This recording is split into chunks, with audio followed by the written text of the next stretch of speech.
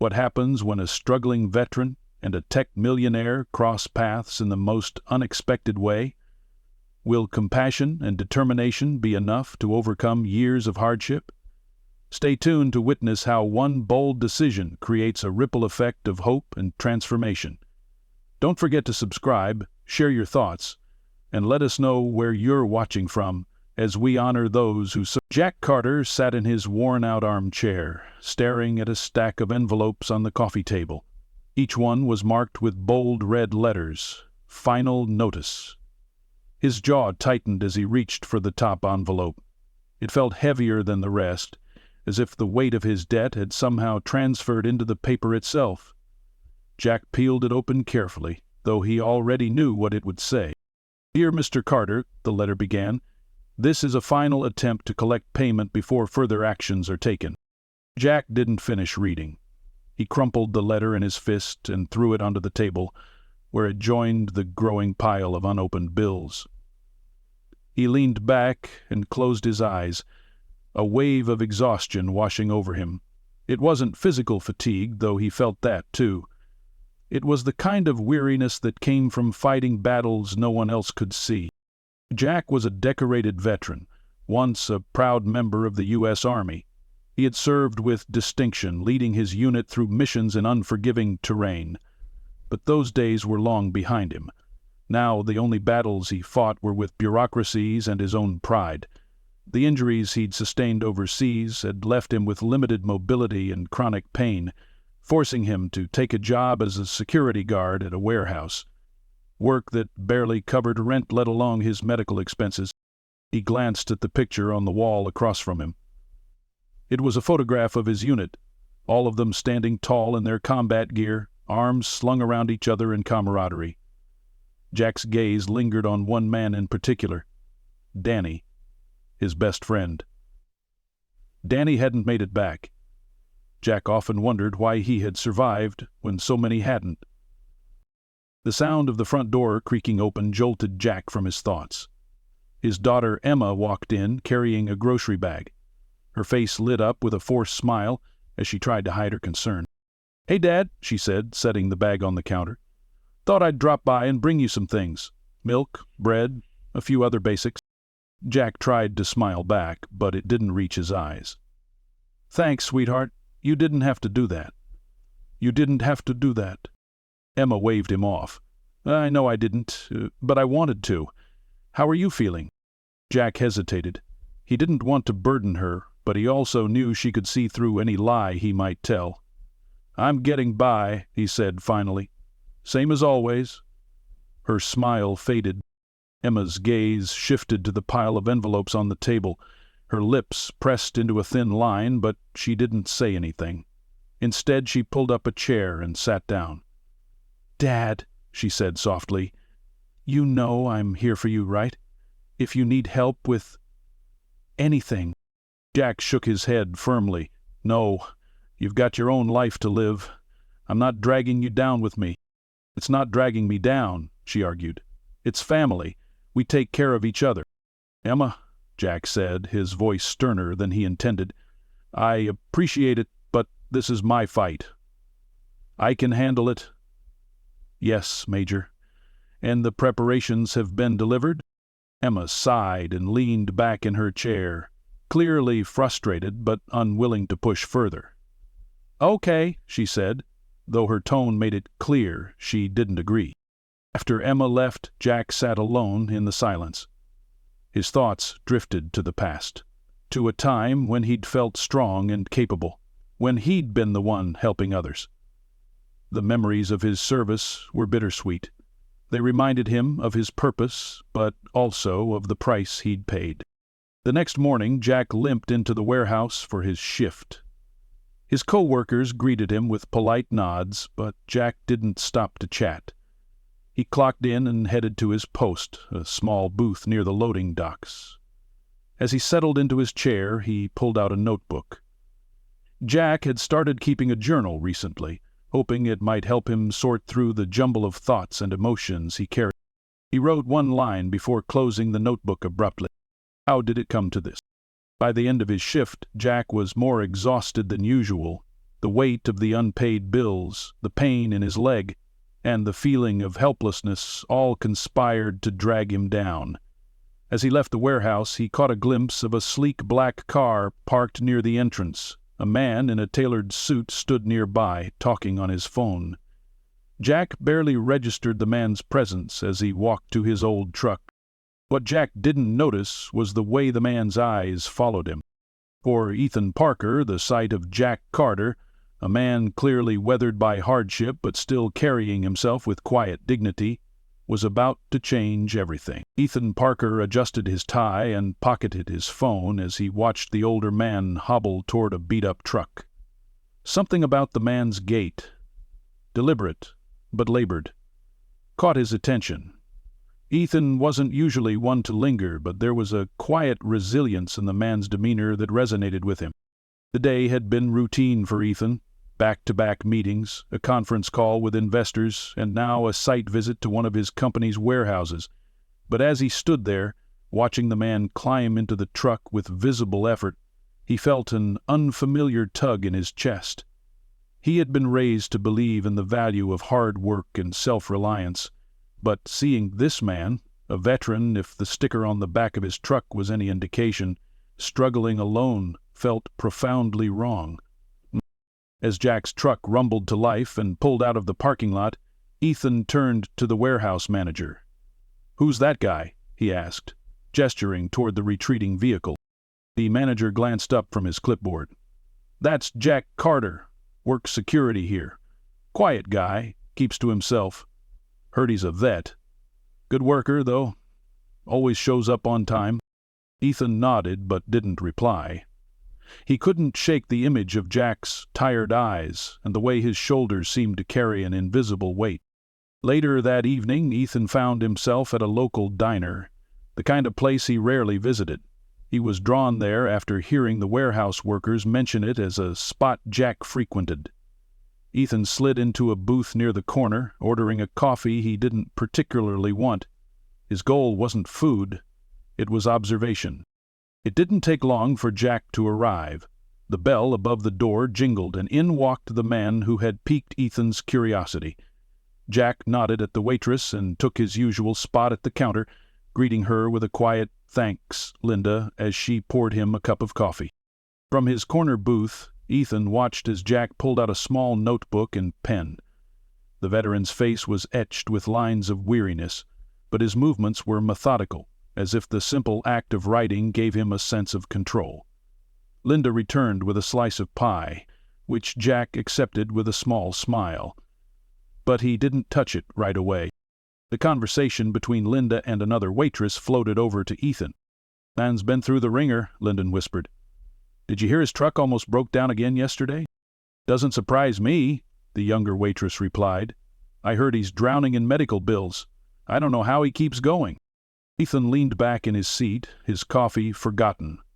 The snippets of conversation filled in the gaps he hadn't been able to discern. Jack Carter wasn't just struggling, he was sinking. And yet here he was, writing in his notebook, maintaining his quiet dignity. Ethan's thoughts drifted to his own life. He had built a tech empire from scratch, a story often romanticized in glossy magazines. What those stories didn't mention was how isolating success could be. His wealth allowed him to solve problems with the stroke of a pen or the click of a button. But it also insulated him from the raw struggles of people like Jack. For a moment, Ethan hesitated. He wasn't the type to get involved in other people's lives. He wasn't a hero. He was a businessman. But something about Jack's situation refused to let him look away. Perhaps it was the way Jack carried himself, unbroken despite the odds. Or maybe it was the fact that Ethan, for all his wealth, felt hollow in a way that Jack, even with his hardships, didn't. When Jack finally left the diner, Ethan paid his tab and followed him outside. He kept his distance, watching as Jack climbed back into his truck and drove off into the night. Ethan stood there for a long moment, the cool evening air brushing against his face. The next morning, Ethan sat in his home office, staring at a blank document on his laptop. He had decided to act, but didn't yet know how. He could pay off Jack's medical bills, an easy solution given his resources, but that felt too simple, almost transactional. Jack wasn't a man who wanted charity. He needed something more meaningful, something that would restore his sense of agency. Ethan began researching. He dove into articles about veterans struggling with medical debt, systemic issues with health care coverage, and the gaps in support for those who had served. The stories painted a grim picture, but they also gave him an idea. By the time he closed his laptop, a plan had begun to take shape. It wasn't just about helping Jack. It was about addressing the larger issue. Ethan didn't know how Jack would react, but he was determined to try. Ethan returned to the warehouse later that week under the pretense of a follow-up inspection. He found Jack at his post, flipping through his notebook during a quiet moment. Ethan approached cautiously, not wanting to spook him. "Jack Carter, right?" Ethan said, extending a hand. "I'm Ethan Parker." Jack looked up, clearly surprised. He set the notebook down and shook Ethan's hand. "Yes, sir. How can I help you?" "It's more about how I can help you," Ethan replied, his tone even. "I've got an idea, and I think you might want to hear it." More. Jack's brow furrowed, skepticism evident, but he didn't dismiss Ethan outright. "All right," he said slowly. "I'm listening." Ethan nodded, knowing this was just the beginning. Whatever happened next would depend on trust. A trust he would have to earn. Jack Carter leaned back in his chair at the security booth, eyeing Ethan Parker warily. Jack wasn't sure what to make of the man standing before him. Everything about Ethan, from his tailored suit to the quiet confidence in his voice, seemed out of place in the drab confines of the warehouse. "What's this about?" Jack asked, his tone more cautious than confrontational. Ethan adjusted his watch, a nervous tick he hadn't realized he had. "I'll be honest with you, Jack. I've been observing your situation. I've heard about your struggles with medical bills and how hard you've been working to stay afloat." Jack's jaw tightened, and his hand instinctively clenched the edge of his desk. He hated the idea of someone pitying him, especially someone who clearly didn't know what it was like to fight for every dollar.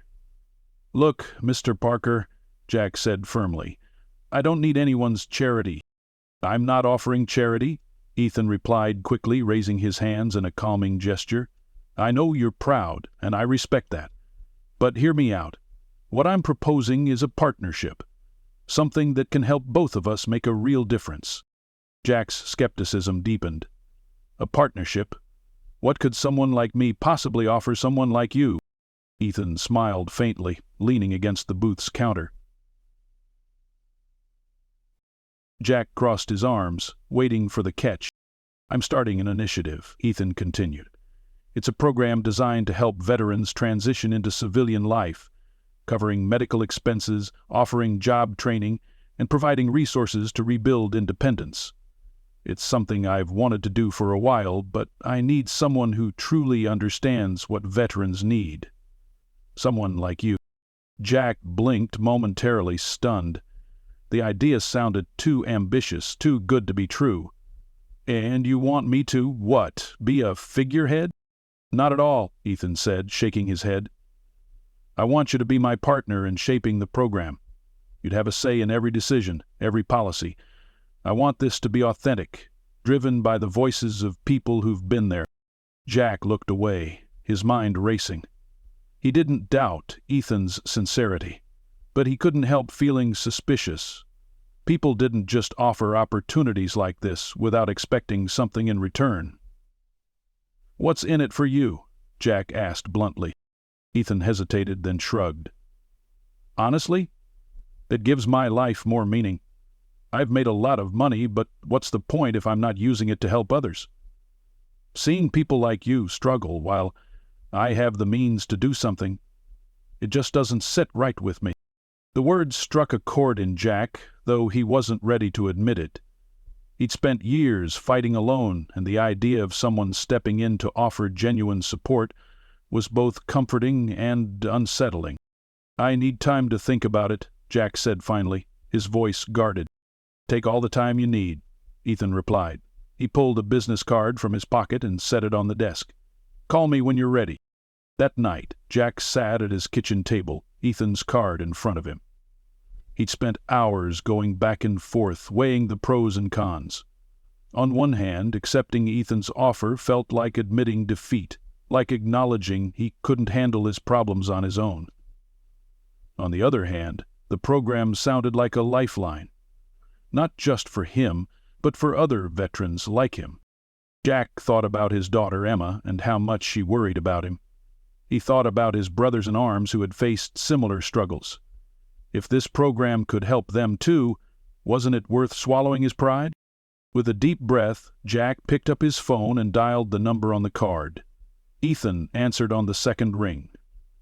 Ethan asked, "It's Jack," he said. "Let's talk." The following week, Ethan invited Jack to his office, a sleek, modern space filled with glass walls and minimalist furniture.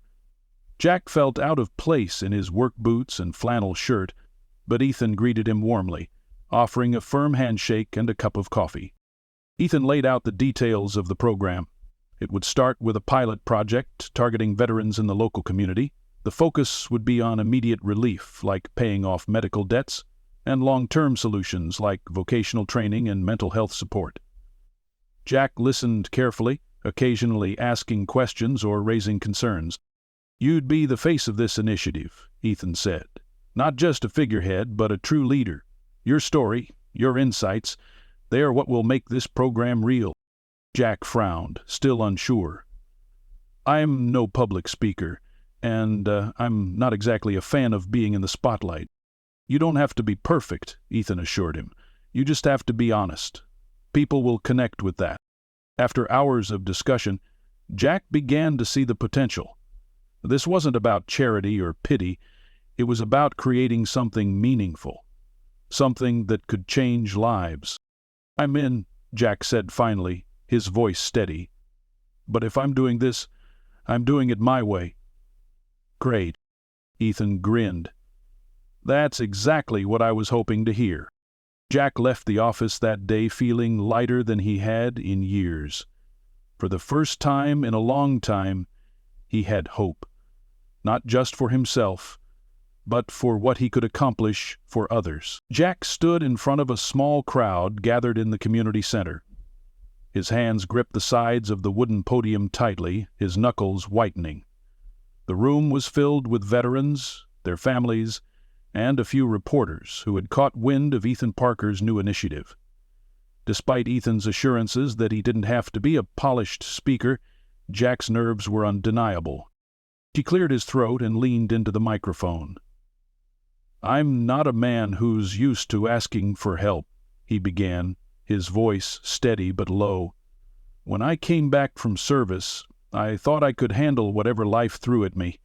But I learned the hard way that the fight doesn't end when the uniform comes off." The exercise program for war. The room was silent, the weight of Jack's words sinking in. He glanced at Ethan, who stood off to the side, nodding encouragingly. Taking a deep breath, Jack continued. "That's why we're here today. This program isn't about handouts. It's about giving veterans the tools to take back their lives." The crowd erupted into applause, and Jack stepped back from the podium, exhaling deeply. As he sat down, Ethan leaned over and whispered, "You nailed it." Jack shook his head. "I'm just glad they didn't throw anything at me." Ethan laughed quietly, patting Jack on the shoulder. "Trust me, you did more than fine." Over the next few weeks, the program, officially named Operation Reclaim, began to take shape. With Jack's input, the initiative focused on three main pillars: financial relief, career development, and mental health support. Each pillar was designed to address the unique challenges veterans faced, ensuring they weren't just surviving, but thriving. Jack took his role seriously. He spent hours meeting with other veterans, listening to their stories, and taking notes on what they needed most. His military experience gave him a perspective Ethan lacked, and his ability to connect with the community quickly made him the heart of the operation. One afternoon, Jack sat in a makeshift office at the community center, surrounded by piles of applications from veterans seeking assistance. A younger man walked in hesitantly, his prosthetic leg clinking softly against the tile floor. "Please, Mr. Carter?" the man asked, his voice uncertain. "Just Jack," he replied, motioning for the man to sit. "What can I do for you?" "My name's Kyle," the man said, settling into the chair. "I just got out of the Army last year. I thought I'd find a job easy, but, well, it hasn't worked out that way." Jack nodded, understanding all too well. "You're not alone in that. Tell me what you're looking for." "I was a mechanic in the service," Kyle explained, "but no one seems to care about that experience when I apply for civilian jobs." Jack's mind raced as he jotted down notes. "You're more qualified than you think," he said. "We've got connections with some auto shops in the area. Let me see what I can do." Kyle's face lit up with cautious hope. "You'd do that?" "Of course," Jack replied. "We take care of our own." Meanwhile, Ethan focused on building the program's infrastructure. He leveraged his tech expertise to create an online platform where veterans could apply for aid, track their progress, and connect with mentors. The platform also included resources for mental health, something Jack had insisted on from the beginning. "We need to make this as easy as possible for them," Jack had told Ethan during one of their planning sessions. "Most of these guys are too proud to jump through hoops. If it's not straightforward, they won't use it." Ethan agreed, pouring resources into ensuring the platform was user-friendly and accessible. When the website launched, it received hundreds of applications within the first week. One evening, Jack and Ethan visited a local veterans group to discuss Operation Reclaim. As they wrapped up their presentation, an older woman approached Jack. Her weathered hands trembled slightly as she clutched a framed photograph. "This is my son, David," she said, her voice breaking. "He served in Iraq. He came home, but he wasn't the same. He needed help, but we didn't know where to turn. I lost him 2 years ago." Jack felt a lump form in his throat as he looked at the photo. David was young, smiling proudly in his uniform. "I'm so sorry," Jack said, his voice heavy with emotion. The woman placed a hand on his arm. "What you're doing, it's going to save lives. I just wanted you to know that." Jack nodded, unable to find the words to reply. As she walked away, Ethan leaned over. "You see," he said softly, "this is why we're doing this." Jack didn't respond immediately, but the resolve in his eyes was unmistakable. By the end of the first month, Operation Reclaim had helped dozens of veterans pay off medical bills, find stable employment, and access counseling services. Word spread quickly, and donations began pouring in from across the country. Jack found himself busier than ever, but it was a good kind of busy, a far cry from the despair he'd felt only weeks earlier. During a quiet moment in his office, Jack looked at the photo of his unit on the wall. For the first time in years, he felt a sense of purpose, a reason to get up in the morning. He wasn't just surviving anymore. He was making a difference. Ethan walked in, carrying 2 cups of coffee. "You've got that look again," he said, handing one to Jack. "What look?" Jack asked, smirking. "The one that says you're about to take on the world." Jack chuckled, raising his cup. "Here's to trying." As their cups clinked, it was clear that Operation Reclaim was more than just a program. It was a movement, and it was just getting started. Months later, Operation Reclaim was thriving, far exceeding even Ethan's expectations. What had started as a local initiative had grown into a national movement, with chapters springing up across the country.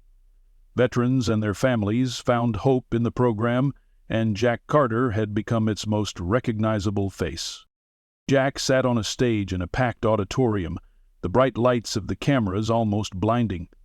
Across from him, a news anchor with perfect hair and a polished smile adjusted her microphone.